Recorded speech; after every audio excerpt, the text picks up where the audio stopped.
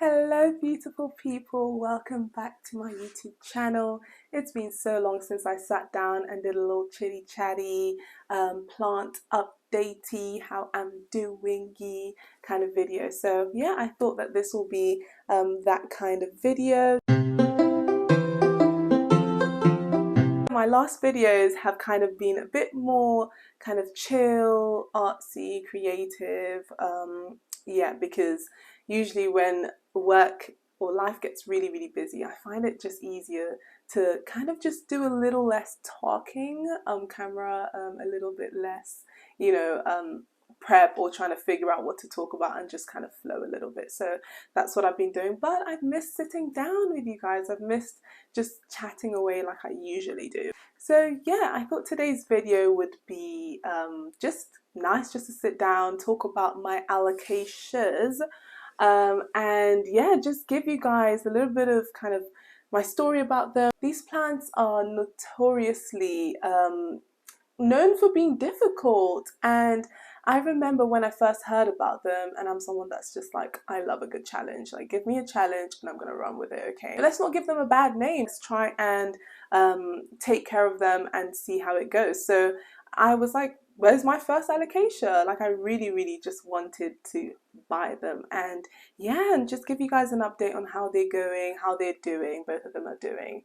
And yeah, any tips that I have, my plant fails with alocasias because it's just not always been perfect. And yeah, so my alocasias were both bought in winter time, and this is in separate years. And that just meant that they both had really hard times acclimatizing to my room and where I previously was. I think the temperature was just a bit too cold for them, and so they found it really difficult to get along with my room, which was rude of them. But anyways, we love each other now, so that's fine. So yeah, I bought my Alocasia cuculata. I hope I've said this right. I bought this one. I actually can't remember years when I buy stuff. I just bought it at some point. It might have been a year ago now. I think. Could be a year ago. Might be. Yeah, I think it's a year. Her name is Squiggles, and in one of my other videos I talked about how my niece gave her the name because, you know, as you do, you let 8-year-olds pick names of your plants.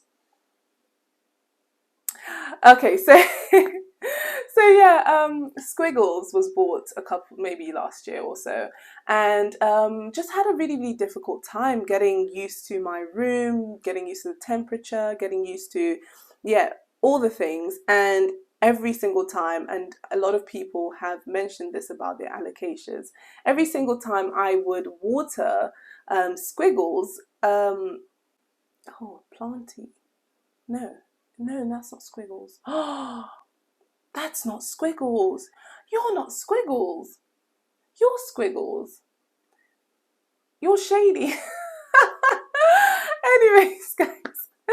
So yes, as I mentioned in one of my other videos, my niece named this plant Shady because obviously it gives shade. It's got big leaves. Duh. So anyways, yes, so Planty had a really hard time getting used to my room when I bought it at the previous house that I was living at. I think the temperature was just much too cold for her, and it was just a lot. So every single time I would water her, a leaf would die. And a lot of people have reported the same thing about alocasias. They can be very picky. They just don't like stuff. They're just picky plants, okay? But anyways, I've cracked the code. I cracked the code with my cuculata, and yeah, always constantly having new leaves now. Let me see if I can pick her up. Very heavy because she's also in a terracotta pot, but I don't know if you guys can see that new leaf forming. I might have to just insert a video at this point. Yeah, so anyways, that is a workout. Yeah, so cracked the code for Shady, and just constantly so happy now. I changed the pots, I checked the roots, and I think at that point the roots might have been root bound, I think so. And also getting used to the cold temperature, it was just a lot at once. So changed the pot, put her in a terracotta pot, just absolutely thriving, doing so well now, and I'm just so happy with you. Did you know Mama's happy with you? Did you know that? Did you? You better. Okay, so my friends do think I'm crazy. So anyways, yes, then I also have squiggles. Now this is squiggles. I'm gonna try and, yeah, can you still see me, guys? All right, so we have squiggles here, and squiggles is a giant taro, if I am correct. I have done much research and everything said a giant taro, because when you buy stuff from supermarkets, sometimes they don't have the right labels. They just have the Latin name of it, and that's it. So yes, so I bought my giant taro. I'm just going to move her out of the way now because I feel like I'm speaking through a forest. I bought her in, I believe this was last year now. This might have been November. So I bought her in November, and once again, just had a really hard time getting used to the space that I was in. And I seem to have a knack for buying things, you know, when I shouldn't be buying them. So now I've been a lot more careful. This year, this winter, I didn't buy. No, actually, well, recently I haven't bought any plants in the winter time because it was just really sad watching them go through, you know, that time of getting used to stuff. So anyways, bought her, and same thing with Shady. Water, a leaf would die, or it would just have constant guttation. And I did have someone comment and remind me that guttation is not always a bad thing, and yeah, absolutely. But in this case, it was stressing me out. I was like, oh my gosh, what's wrong with you?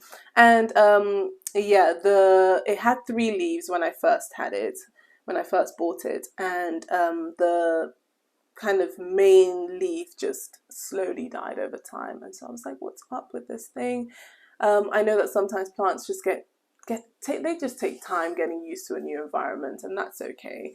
There's nothing wrong with that. But yeah, I thought it would be a good idea to check the root ball anyway, and I found that there was some root rot. So there was just a lot of like mushy root, and so I just tackled that. You know, took off the mushy root, and it stank. It smelled like ammonia. It was so disgusting. Took off the mushy root, and I put it in a terracotta pot as well. And Squiggles is now doing really well. She is thriving, guys. So I don't know if terracotta pots do anything for them. I've never researched if there's anything to do with that, or if it was just a case of, for both of them, checking their roots, making sure that they were okay, you know, giving them exactly what they needed at that time, and giving them the space as well to get used to the new environment. So those are my 2 alocasia wins.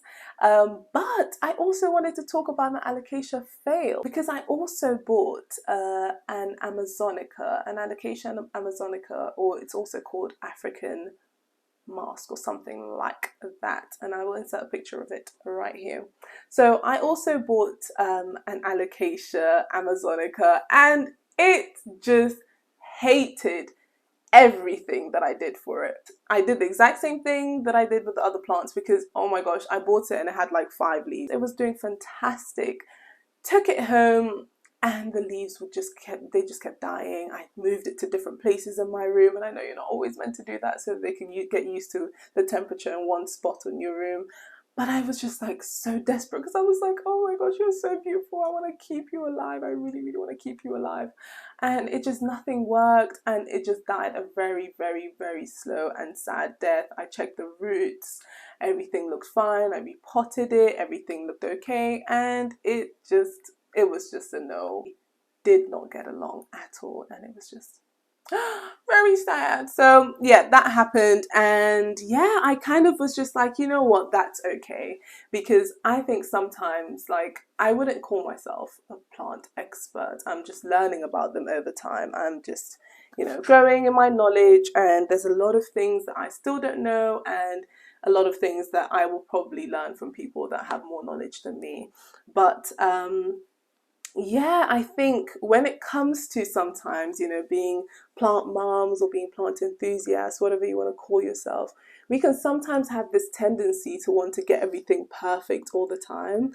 And I kind of just wanted to link that because, you know, on this channel, I love to talk about God. I love to talk about my relationship with Jesus and, you know, all of that good stuff. But I feel like perfection. So this could be, you know, plant moms or plant enthusiasts, but it could also just be, you know, us human beings in general. And a friend of mine, we were talking about this, I believe just yesterday as well, just our generation's desire to always get things perfectly. And I remember when my poly started dying at the first instance, and I was just like, I'm a failure. Oh my God. Like, you know, with all my other plants, I did this and that, and all these things worked. And, you know, I'm a failure with this one. And, you know, we can sometimes take that into life in general. And I'm someone that used to be a massive perfectionist. And it's genuinely like, God that's working on me with that. So we just need to recognize that a lot of things in life are going to be learning processes, and sometimes there's just things that we're just not going to get perfectly. There's just things that we're going to be growing in. And speaking of fails, guys, like, oh, look at this leaf. I don't know what happened to her. I think I might have, like, it might be my nieces when they were around. And look at this bit as well. Like, I think maybe a bit too much sunlight, looking a bit crispy and burnt there. And also this one as well. So I might change where they are currently, their placements right now, because yeah, these leaves seem to have been burnt. So yeah, even when you get it right, you might get it a little bit wrong too, and that's all right, guys. That is absolutely all right. So yeah, I hope that this is really helpful when it comes to like plant fails. I have way more stories of plant fails that I could tell you. Maybe I could do a video on plant fails. But yeah, like, gosh, when it comes to, you know, difficult plants, because I don't like to label plants as difficult. Yeah, there will be some that I have issues with. There might be some that I'm like, oh, I don't know what to do with you. Like, for example, and I'm looking at you right now. My painter's palette is just, I'm like, girl, please do better. And she is doing better now because she is in a nice sunny spot, so I'm very happy with that. But yeah, there will be plant fails sometimes, or there will be life fails, and I think just learning to give grace to ourselves in the process, whether, you know, you are walking with God as well, or whether you are, you know, a plant mum and you're like, or plant mum or plant dad or plant parent, whatever you want to call yourself, or plant enthusiast, whatever you are, whether you're any of those things and you're just trying to figure out what to do and what works, and maybe you've had a plant or 2 or 50 die on you. Okay, so what? Okay, on to the next one. And learn whatever lessons that you needed to learn from that. And that just goes into life as well. Let's learn to give ourselves grace as human beings, because, you know, we're always trying to compete with things and people and trying to look a certain way and trying to present ourselves as something. And sometimes we're not that thing. And that's okay. Or we're not so great at that thing. And we just need to learn, and that's just fine. So yeah, I hope you were encouraged by this video. If you have a plant that is just being absolutely difficult and you're just like, bruh, I don't know what I'm supposed to do with you right now. Yeah, give yourself grace. If it dies, okay, cool. Maybe buy another one and change what you did with that one. And if it dies, it's, I don't want to say it's just a plant. Shh, guys, don't listen. But it's just a plant. You know, you have a lot more to give this world, and, you know, we can't let our mistakes and, you know, our faults and failures, or where we get it wrong, rob us of actually moving forward. And yeah, so I hope this helps someone out there. This was maybe not exactly what I planned the video to be. I don't think I had a plan when I sat down. But anyways, guys, I hope you guys enjoyed this video. And yeah, give me suggestions, actually. What would you like to know about? What would you like to learn about plants? Bearing in mind, like I said, I'm still learning. I just thought I'd end the video with my watering routine for my alocasias. And yeah, because their soil is super dry right now. Like, super dry. So yeah, I'm just going to deal with that, and then I am going to end this video. So I hope you guys enjoyed my little chitty chatty, my sitting down and just talking to you guys about, you know, my alocasia plants fails, wins, all the things. And yeah, I hope you guys are inspired to buy an alocasia. They're absolutely stunning. There are so many, I don't know what to call them. Is it species or varieties? Whatever you want to call them. So many of them. I just think they're just so stunning. You can get massive ones like the ones I have, or you can get smaller ones, and they can grow quite big and tall if you treat them right. I will also insert a picture of what I use to feed my plants as well, that keeps them looking happy, other than the little crispy bits on them. Um, so yeah, I will share what I do to keep my plants happy as well, and hopefully that will help you guys with your alocasias or whatever other plants that might be struggling right now. Alright guys, I hope you enjoyed this video, and I hope that you guys learnt something and learnt how to give yourself grace when it comes to the little failures, the plant failures, the life failures, or whatever the case may be.